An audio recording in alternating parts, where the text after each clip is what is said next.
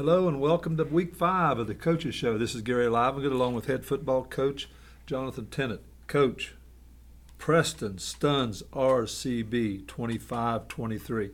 Sports headline in the Clarksburg Telegram. Yeah, I wish I had a copy of that. I saw it online, but I'd like to have it in my hands. Yeah, that was an exciting game. We did exactly what we had to do. We had to stop that big running back, Davis, and we held him to about 100 yards, which is 100 yards less than his average. So that was key for us. Yeah, the kid had over 800 yards in the first 3 ball games and had 9 touchdowns. You held him to. I have it here somewhere. Anyway, you held him down to 101 yards and 19 carries, 1 touchdown. Yeah, and the biggest majority of that was picked up there in the third quarter whenever he ran the ball about 7 or 8 times. Yeah, we were getting worn out a little bit, but our offense got some first downs for us, got our defense off the field. Our defense bent, but they didn't break, so we were happy that we executed our game plan pretty much the way we wanted to. Boy, I was worried. Kickoff, deep men. One looked at the other one, the other one looked at the other and let the ball go right between them. I said, uh-oh. Yeah, those are one has been back there before, and the other one is relatively new. So I think didn't expect the crowd to be that loud right there at kickoff, and they got to be ready for that. I mean, we talked about the last 2 or 3 days before that game. We got to jump out on front and top of these guys at the beginning of the game, jump on them, not be like last week. We're down 13-0 4 minutes into the game. We want to turn that around, and then what do? We bobble the kickoff, and then first play from scrimmage, our tailback runs the wrong way. It's a busted play, so it wasn't a good start. No, it wasn't. But you go 3 and out. RCB goes 3 and out. You get the ball back, and Dakota some way was running and took a 2-handed pitch or something with about 6 minutes and 18 to go in the first quarter. The Nizel boy picks it up in the scrum or whatever, and yeah, he's like that. He's the magic man. He's so quick and elusive that if anyone's going to make a play out of that, he would. And he scrambled or ran down the field, and unfortunately got the ball popped out. But Jacob Brady right there on the spot, hustling all the way down the field. I tell the kids all the time, the good things happen when you're around the football. And if you want to be around the football, you gotta hustle and get there. And that's what he did. And he made a play that really got us going. Yeah. And that was the difference between the week before where we lost. On the last play, we had a kid step up and make plays we took at the right time. 7-0 lead there with 6:18 to go here in the first quarter. But then you kick off. RCB gets the ball. Davison. The Johnson boy. Oh yeah, the other one. Number 38. The Johnson boy gets outside our ends. Bingo! He runs down the sidelines for a 63-yard touchdown. Yeah, that was a combination of things. We lost contain, and our linebacker didn't come downhill. Secondary support there, and then the corner got turned. And that kid was fast. So once he got to the edge, and we didn't have anybody to slow him down, he was gone. It goes 7-7 at the end of the first quarter, and again we gave him a big play. We turn around though, and RCB gets the ball again, and the elder boy catches a pass and runs it in for a touchdown. And RCB takes the lead there in the second quarter, 14-7. Yeah, that's one thing about this team. We don't get our heads down. This offense has been pretty explosive compared to what we've had the last couple of years. So our kids have confidence in themselves and what we're doing, and we can move the football. We've moved it against everyone we played. Yeah. It's just a matter of limiting our mistakes and improving our execution. RCB kicks off. Jacob Brady gets the kickoff, and away he goes. Yeah, that's been there last couple of weeks, very close.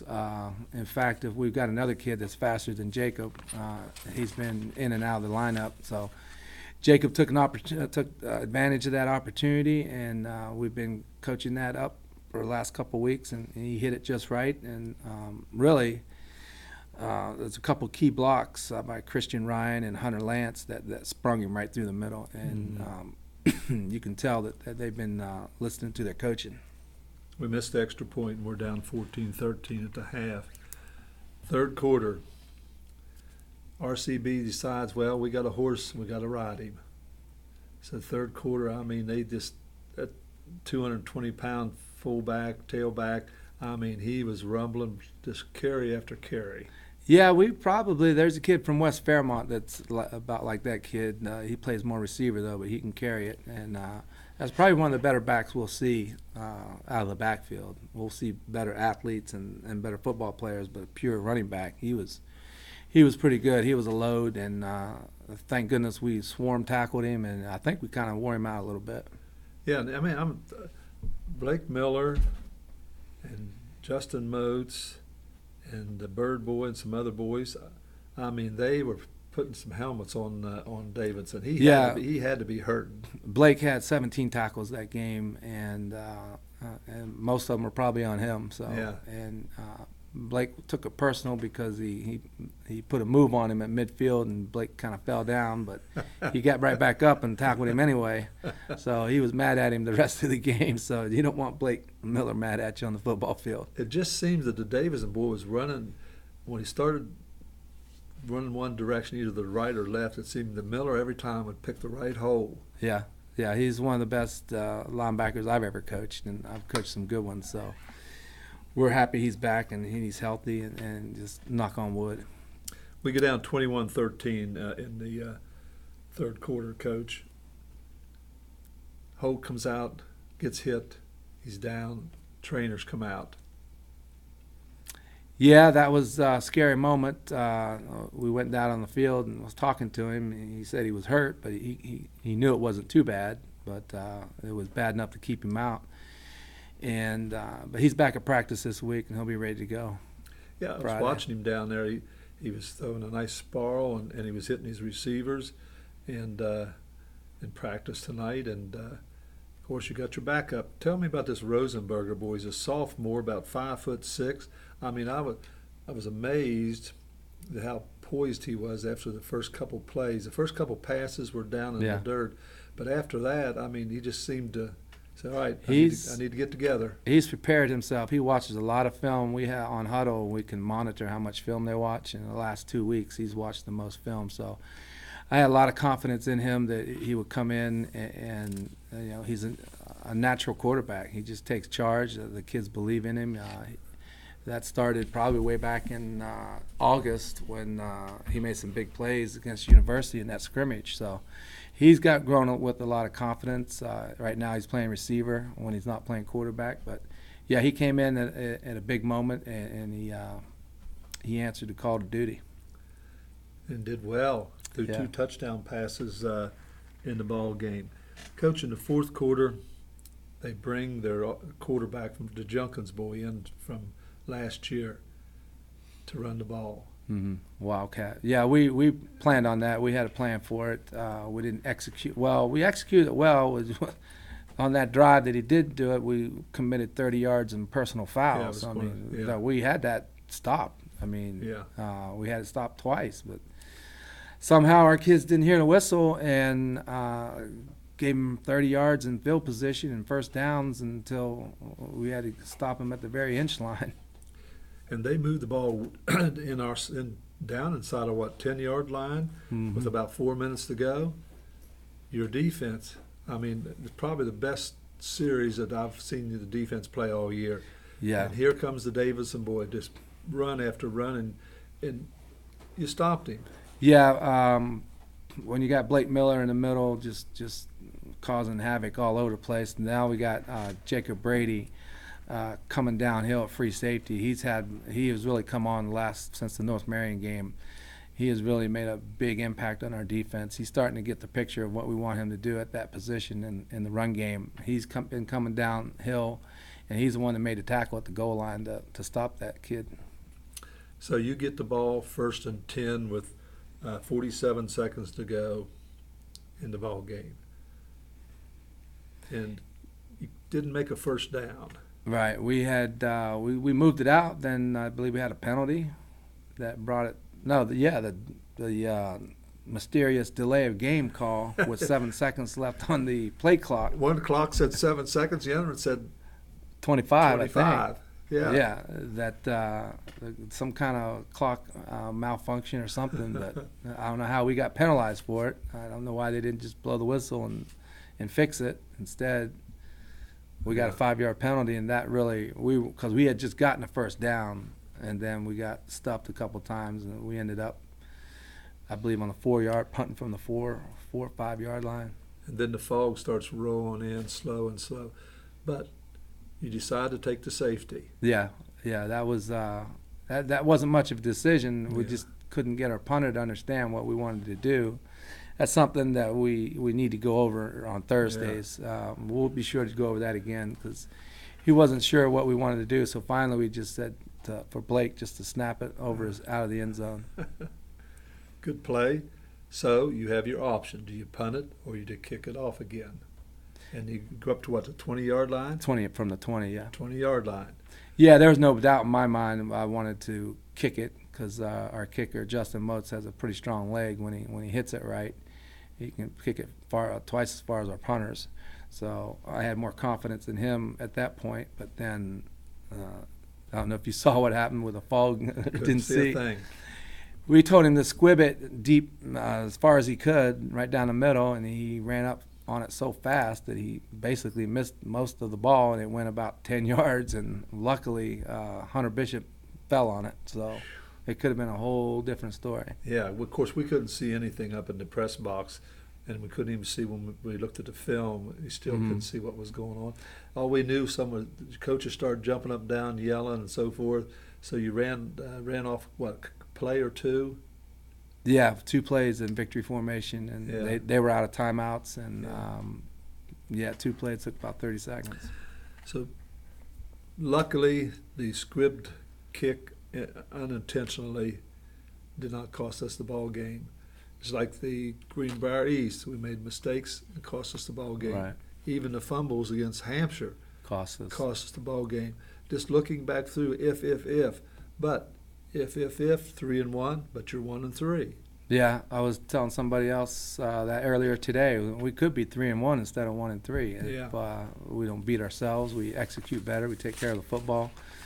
But on the positive side, we've gotten better each week, and we're going to have to get better each week because our competition is going to get better each week. We'll look at the SSAC rankings here in a minute. Right. You'll see what you're looking at. Yeah. Number 1 and number 2. Anyway, and looking, defense. I mean, those defensive players, I mean, are going to be commended. I mean, 1 or 2 real mistakes. Other than that, I mean, they were putting the leather on RCB. Yeah, that's what I'm most proud of. We pride ourselves on being physical and being hard-nosed, and that's what we're trying to establish our program as. Preston football as a physical, hard-nosed group of kids that like to hit. Military Appreciation Night. That was some real, I don't know who thought of that, but it was something really nice for Preston High School and the program. Yeah, it turned out really well. Colonel Molinari, I mentioned it to him what we wanted to do, and he kind of took the bull by the horns, and he wrote that tribute to the veterans and kind of organized everything. And originally it was, I believe, Bobby Lance's idea in the summer, and with the when we were talking with the National Guard going down to Camp Dawson and such. So I believe it originated with him, but then Colonel Miller mentioned it to him and see if he wanted to do anything, and he organized it with the band and coordinated everything. It turned out really nice. It was very nice. And looking at some of the stats, Nysel caught 3 passes, 128 yards, pardon me, and 2 touchdowns. Record 3 reception, 81 yards, 1 touchdown. Yeah, I'm glad he got a chance to redeem himself. That one he dropped, it was kind of sad. But then a few plays later, or next quarter later, whenever it was, he redeemed himself, and I was so happy for him. Yeah, again, I go back to that 4th quarter stand that you had with just a few minutes to go in the ball game when you stopped the Davidson boys so many times and preserved that victory over RCB. Again, we beat RCB, what we talked about before, 1996-97, and right after they consolidated. And, of course, we haven't played them since until this year. So we're 3-0 against them. 3-0. You're 1-3 right now, and Players of the Game awards. I know there's got to be a few of them, Coach. Defensively, Blake Miller, that's it, with his 17 tackles. He is like a coach on the field. Not a lot of people know. We give him a formation sheet. We break down the opponent and by formation and what plays they run and what defense we want to be in versus what formation they're in. And he understands it. He gets it. We get it to him on Monday or Tuesday, and he studies it. By Tuesday at practice, he's calling out the defense and the formation. So he's like a coach on the field. And then with the effort and the passion he brings, it's inspiring to everyone. So I think that's maybe the second or third time he's gotten Defensive Player of the Week. Offensively, it was Colton Rosenberger coming off the bench and Yes. delivering in a big spot. Special teams, Jacob Brady with the kickoff return. This week's scout team is, I believe, Robbie Stenson again. No, I'm sorry. It's Bryson Blosser. Bryson Blosser. Bryson, there's freshman. There's a new name. Yeah. Yeah, you're going to hear a lot about him in the future. He's doing well at the JVs, and he's worked his way into the starting kickoff team this week. Oh, good. Coach, Monday night you scrimmaged the JV, played Grafton. Mm-hmm. How did it work? We lost 2015. We were winning 2014. Right with a minute 47 to go, and they threw a long pass, got behind our safety, and one of the few passes they completed all night ended up for a touchdown, and we lose 2015. But our JV has made a huge improvement from the last. This is their third game, from the first game to the second game. Yeah. They're starting to have fun out there, and they're starting to enjoy it and play a lot better. That's great. Our Rollsburg Squires beat East Fairmont 34-16 last Wednesday. Yeah, I hear they're looking pretty good. They're pretty impressive, and they've got a game this Wednesday. I'm not sure the opponent, North but North Marion's at home. I think the coach said it was up here Wednesday night. Tomorrow night. Wednesday night. That's tomorrow night. The North Marion Middle School Husky will be Pups, I think they're called. Pups. Husky Pups. Husky Pups. That's a good name. We'll be here at Knight Stadium, so come up and watch the Roseburg Squires here at Knight Stadium. 2-1 on the season. Play the North Marion Pups. Husky Pups, yeah. Coach, looking at some of the scores over Week 4, Fairmont West 4-0 beat Bridgeport 14-10.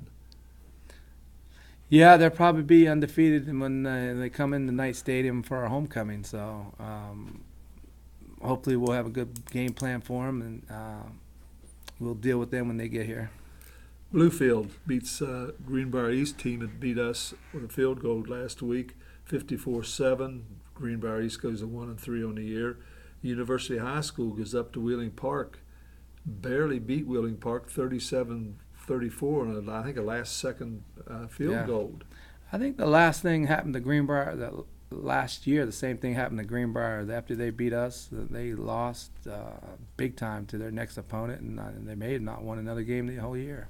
I forget what their record was, but Hedgesville team we play goes to 3-1, beats Jefferson 42-20. Yeah, they're looking pretty good. We're gonna see them in 2 weeks. Got to go over there. Hopefully, we'll be able to match up with them a little bit. The team we have coming in here, Buchanan Upshur. Lincoln beats Buchanan Upshur 28-20. Buchanan goes to 1-2 in the year. That's surprising. I know they lost their quarterback that was coming back to, I believe, academics, and that was a big blow to him. But according to the rules, he may be back when we play them. Because semester rule. Right. If you're not eligible in the beginning, you can get eligible after the first 9 weeks. 9 weeks. If you have a 2.0. Yeah. So some kids take advantage of that, some don't. We have a kid that just started today. That you're allowed to start practice halfway through because we're halfway through now, and so he'll be eligible. Now, do they have to go through the 14 days? Oh yeah, They yeah. have Got to go go through the 14 days. Like first 3 days, no shoulder Yeah. pads, and 2 days with pads. North Marion keeps on winning. They're 3-1. They beat Elkins. Elkins was undefeated. They beat Elkins 52-29. Yeah, that offense is pretty. It's Yo-ho, pretty efficient. Yo-ho's got them all geared up, Yeah. doesn't he? Yeah, he does. Hampshire 2-1. Beat Petersburg 33-27. Braxton County beats Lewis County 20-14. Yeah, watched a lot of tape on that. Braxton County's got a good little football team. They got some athletes. They got some bigger kids. Lewis County, I mean, their record says they're 0-4, but you look at the people they've lost to. Undefeated Fairmont Senior, undefeated Bridgeport, and at the time, Elkins was undefeated when they played them. And Braxton, I'm not sure about their record. Braxton County, I don't have their record either. But we know Lewis County is 0-4, double-A school. Big Ten opponent coming in here Friday night, which we'll talk about a scouting report of them in a minute. Coach, look at the Week 5 SSAC rankings. University High ranked number 1, AAA.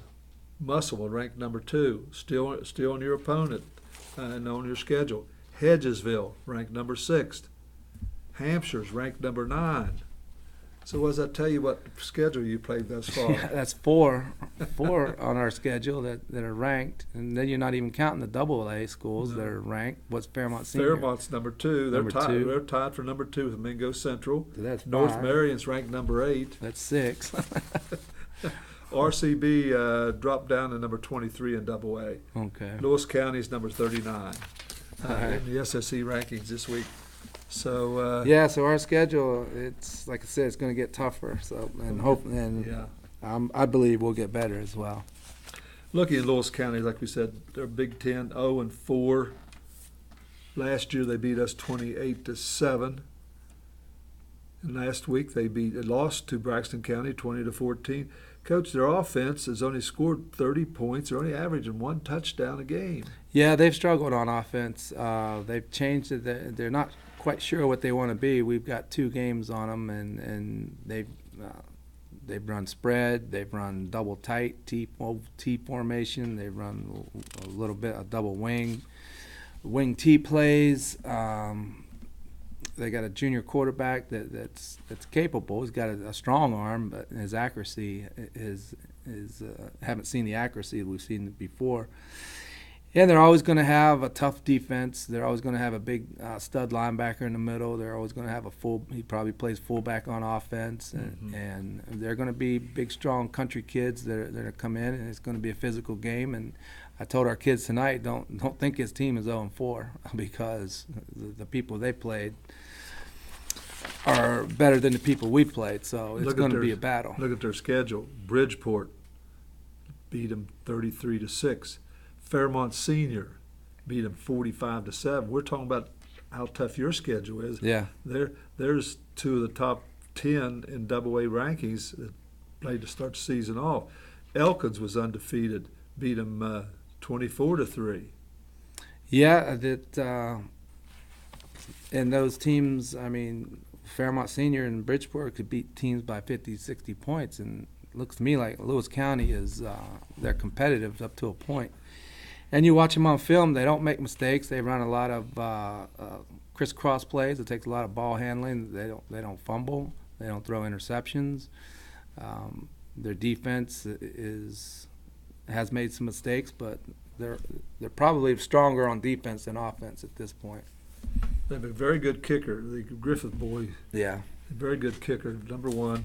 And looking at, they have their fullback is 5'11", 220 pounds. That's who you were talking about. Yeah. He plays the middle linebacker. That's number 6. That's an impact player we're going to have to watch for. For sure. And their quarterback's number 12, the row ball boy, 6 foot 190, 22 out of 52 passing to 214 yards. But he has a minus 24 yards in the first 3 games rushing. So evidently he's being tackled. And he's giving up some big sacks, kind of like the kid from RCB. Hopefully we can duplicate what we did against that quarterback. But Lewis County is a little more trickier than RCB because they run the ball a lot. Then they'll throw that tight end out there, that tight end drag or tight end out route. And we haven't covered it in the last couple of years, so we've been coaching them up on that. Don't fall asleep on this run. They're going to try to run the jet sweep, the counter, play out of the double wing, and that what we call crisscross is like a double reverse, but it's not long and drawn out. It's inside the backfield. They do. It's a misdirection play that they're averaging 13 yards every time they run it. The white boy, number 30, that's the runner. Right. He's got the speed. He scored on a 63-yard touchdown run against Braxton County, and he scored on a 7-yard run. If you let him get outside, I don't think we can have anybody can catch him. No, that's our. They've had problems getting on the outside. They're not as fast as they used to be, but number 30 is as good as anyone they've ever had, like you said. And I believe that 60-yard run was off of one of those crisscross plays, that double reverse type thing. We got to be true to our defense. We got to make our reads and play disciplined defense. Our defensive ends can't get upfield and they can't lose contain. I mean, I'll just put it out there. That's going to be the difference. If our defensive ends have a bad night, or the team is going to have a bad night. If we start off slow and give Lewis County the momentum in the first quarter, I think they're going to be tough. Yeah, because I don't think they have a lot of respect for us. They're very upset with us from 2 years ago, last time they were up here in the Labor Day 3-day game when we got called off because of lightning on Friday night, had to come back Monday afternoon. I don't think they'll ever get over that. And they were winning, I believe, 2014. They wanted to call it a night. We made them come back up here and finish the game the second half, and we beat them, and we haven't beat them since then. They've gotten us the last 2 years, so I think it's our time to beat them again. That's good. I still see a couple boys, and I don't know if it's concussion protocol down on the sidelines at practice or not. And I see the Pompili boy, evidently he got rib injury. Yeah, during the JV game last night. Hopefully he's just a little bit sore and he'll be back, because we're counting on him to do a lot of our kicking this week. But if it's that serious and you can't practice, then we'll go back to the kids that have been doing it. We're relatively healthy. One other concussion we didn't know anything about till Monday, so we've got to deal with that, and we got a couple other. We got 1, 2, 3, about four defensive linemen out. So we're going to make some changes up front on defense. Pig Summers going to play nose. Wow. There's about 4 or 5 injuries all at the same position. And Jat Maria, who we always anticipate he that play. was the one I was talking about, number 50. He did well against RCB, if I'm not mistaken. Yeah, for his first time out, real varsity, well, maybe second time out, but he missed the whole month of August and all of our conditioning, weightlifting in June and July. When he got back in town, he's really given us a shot in the arm. He's a good kid, hard worker, and he's a pretty good football player. Good. I mean, if he improves more than he did last week, you'll have another impact player on the defense. And even he was coming in playing he started at offensive tackle. Offensive tackle. Mm-hmm. And he's 5'8", 170. But I believe that's a misprint there. He told me today he was 210. 210? 205. Well, looking at him, he's all muscle. Whatever it is, he's all muscle. I don't know what happened there, but he's that. about 205. That's probably my mistake. But typed it wrong. You're telling me that you're putting Pig Summers, 5'5", 205 at nose tackle. He likes to hit people, though. Yeah, what we're trying to do in that position this week is try to slant that gap, that A gap, and get in the backfield before they start running the crisscross and the sweeps and the jets. Try to blow things up before it gets started, because the kid that did that last week did a pretty good job at Hunter Bishop. He was out today, and he may not be back. He's got a rib injury, so we're down to people play a new position. Although Pig played it last year, he played D-line last year, so and he's excited. He wants to play defense, and we got other kids that can carry the football. Justin Motes and the Gribble boy's back now. Caleb Gribble is back. He looked very good in practice today. So It's And King Buckwheat wasn't doing too bad when he got Yeah. a few runs. it's competition. It makes everybody Yeah. better. But again, you do that. The roll ball boy from Lewis County, again, minus 24 yards. So evidently he's been sacked quite a few Yeah. times in the backfield. We've seen it on film. Their receivers they're not going to be the fastest receivers we've seen, at least on film anyway. I may regret that, but I have confidence that Justin Moats and Caleb Gribble can come off the edge and cause some problems for that offense Good. in the pass game. Friday night, Lewis County Minutemen, AA school, 0-4, Preston, 1-3.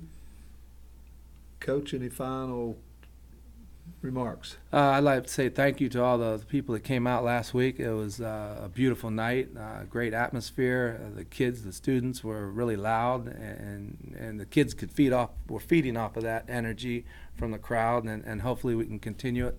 One more time, this 3-game homestand this Friday, the theme is Whiteout. Whiteout. So be prepared to bring your white clothes and make some noise. Well, Coach, good luck to you, and go from 0-3 to 1-3 to 2-3. Yeah, that's better than 1-4. That's for sure. So don't forget, Friday night, Lewis County Minutemen come in here to Knight Stadium, and hopefully we'll walk off with our second win of the season. So on behalf of Coach Tennant and Steve Blake, our producer and director, this is Gary Livengood thanking you for watching the Coaches Show on Atlantic Broadband Channel 7, your hometown TV station.